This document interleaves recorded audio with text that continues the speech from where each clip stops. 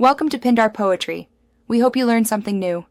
You begin by confirming your PowerPoint supports add-ins and APIs. If not, upgrade.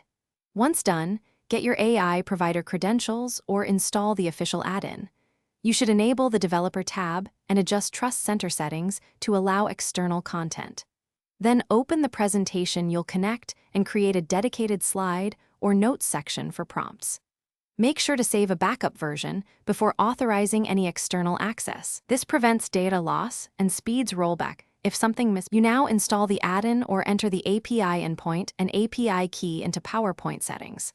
Next, map the content you want the AI to read or modify, slide text, speaker notes, images, or imported audience data, and set permissions.